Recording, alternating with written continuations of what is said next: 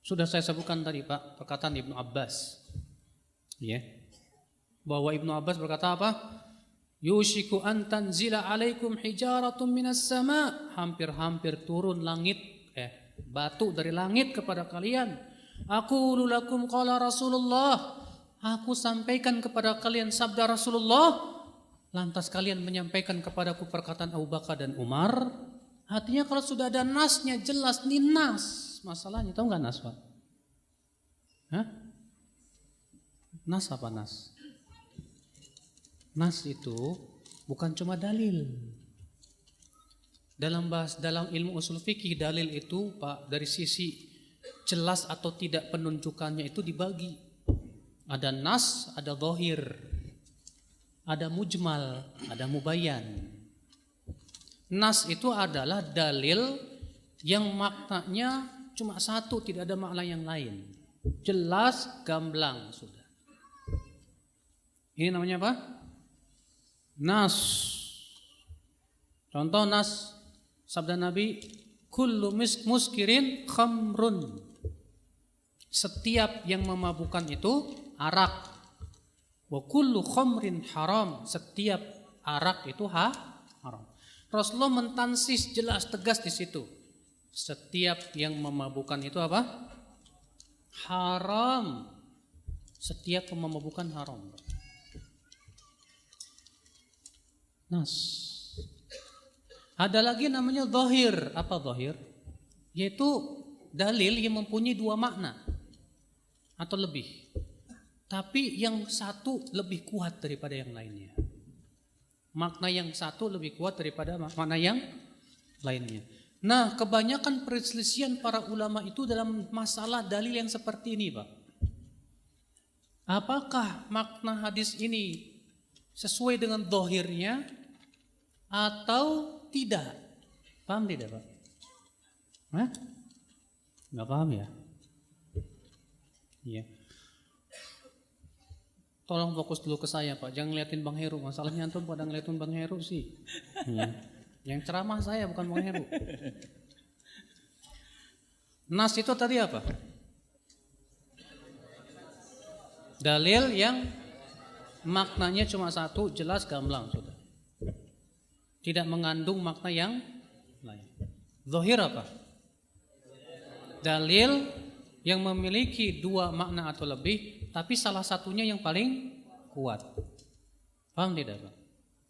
Saya mau tanya, kalau saya mau ngomong ke antum, saya ngelihat singa tadi, apa yang antum pahami?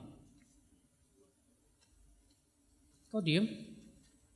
Tadi saya ngelihat singa, yang antum pahami apa?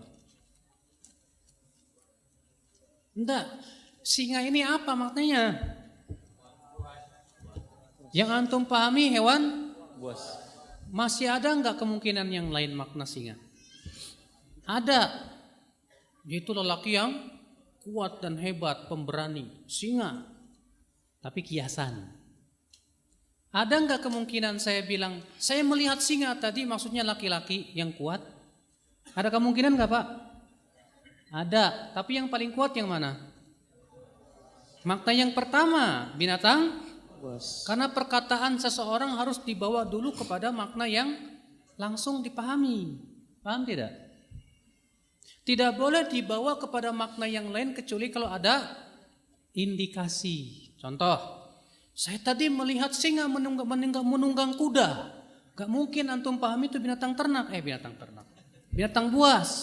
Gak mungkin orang nunggang kuda kok. Berarti apa maknanya? Oh, maknanya laki-laki yang, berarti makna yang kuat tadi tidak mungkin kita pakai. Karena ada indikasi yang menunjukkan, memalingkan makna kepada makna yang, paham gak Pak? Paham? Sekarang Pak, kalau kita berbicara sehari-hari, yang kita ambil makna yang lemah atau makna yang kuat? Kuat dulu. Gak boleh dibawa kepada makna yang lemah kecuali dengan dalil atau indikasi. Paham tidak? Kalau ada orang tua berkata kepada anaknya, "Nak, beliin ayam ke pasar. Pulang-pulang bawa kambing." Bapaknya bengong, "Kamu kok bawa kambing?" "Pak, yang saya pahami kata ayam itu binatang ternak. Jadi saya pahami dari perkataan Bapak semua binatang ternak bisa saya beli. Boleh nggak bapaknya marah, Pak? Ngambek. Woi, ayam tuh beda sama kambing, tahu? Ayam ya ayam, yang dipahami yang lain. Paham nggak, Pak? Kalau orang itu memahami dalil belum apa-apa sudah dibawa kepada makna yang lemah dan dibuang makna yang kuat tanpa ada apa? Dalil atau indikasi, inilah Pak kesesatan. Ya. Maka dari itulah yang akal Islam. Kalau ada orang misalnya mengatakan, ya, oh makna ayat ini kiasan aja. Sebenarnya maknanya begini. Kita minta dalilnya mana? Kalau itu kiasan. Buktinya apa? Kalau Al-Quran itu Pak dibawa kepada makna yang lemah dulu, berarti Al-Quran gak fasih. Disebut fasih itu kalau kita langsung pahami tanpa harus berpikir lebih dahulu. Maksudnya dalam berpikir dalam artian maknanya jelas, artinya sesuai yang tampak kepada kita.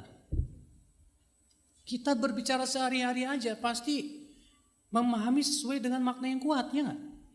Mas tolong dong ambilin baju saya. Tolong dong ambilin baju. Ya. Pasti yang antum Pak pahami baju apa Pak? Hah? Pakaian, ya udah. Nggak mungkin antum berpikir, oh baju mungkin pakaian kan ada dua, ada celana, ada baju. Ya udahlah, yang penting saya pakaian lah, ambil lah. Celana diambil. Salah. Tolong dong ambilin pensil, pulpen diambil. Salah Pak seperti ini. Jadi kalau nas beda dengan dohir. Paham tidak? Jadi kalau sudah ada nas, pendapat siapapun minggir. Kias minggir. Nggak boleh.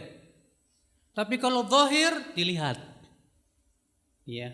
Ada enggak dalil yang memalingkan dari makna dohir kepada makna yang? Kalau tidak ada, wajib kita memegang kepada dohirnya dulu. Paham tidak Pak? Nah, makanya Pak, ini keyakinan seluruh ulama. Wajib memahami dalil kepada dohirnya dulu. Gak boleh dibawa kepada makna lain yang lemah kecuali dengan dalil. Kita yang berpegang kepada dohir seringkali disebutnya oleh orang apa? Dohiri itu. Tahu gak dohiri Pak? Terlalu memahami sesuai dengan teks dan lahiriah. Masya Allah Pak. Saya bilang kalau kita nggak lahiriah, susah loh kita berinteraksi.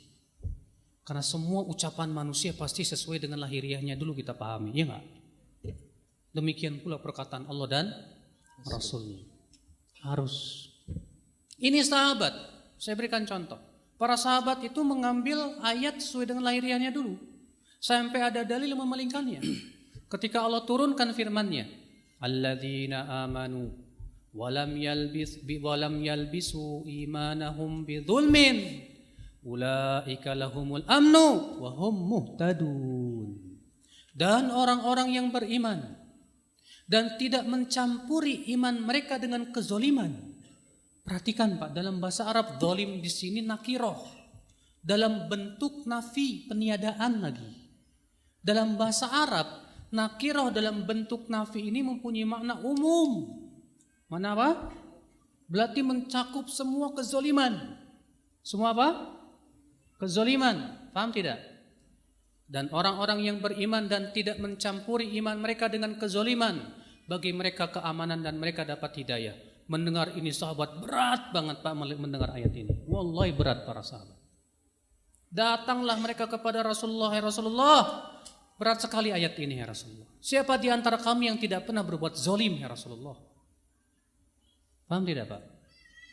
Lihat para sahabat mengambil memaknai kata zolim dalam ayat ini sesuai dengan apa? Bentuknya dulu yang bersifat apa? Umum. Kata Rasulullah, ya Rasulullah, siapa di antara kami yang tidak pernah berbuat zolim ya Rasulullah? Kalau ternyata syarat untuk dapat keamanan, dapat hidayah, tidak pernah berbuat zolim, kami tidak mampu itu ya Rasulullah. Karena kami manusia pasti pernah berbuat apa? Dosa. Sedangkan dosa termasuk kezoliman enggak? Sekecil apapun dosa zolim enggak Pak? zolim. Makanya sahabat paham usul fikih nggak? Paham banget. Mereka paham betul-betul bentuk bahasa Arab dan kefasihan mereka. Maka baru Rasulullah SAW menjelaskan, bukan itu maksud zolim dalam ayat itu. Apa kalian tidak mendengar ayat yang lain? Allah berfirman, Inna syirka la dzulmun azim. Sesungguhnya syirik itu kezaliman yang rupanya Rasulullah menjelaskan yang dimaksud dengan zalim itu apa? Syirik.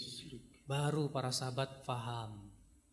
Makna zalim di sini rupanya yang lain. Apa itu? Syirik. Paham tidak, Pak? Nah, itulah metode para sahabat dalam memahami ayat. Dalam memahami dalil. Tidak boleh dipalingkan dulu kepada makna yang lain kecuali kalau memang ada dalil yang kuat.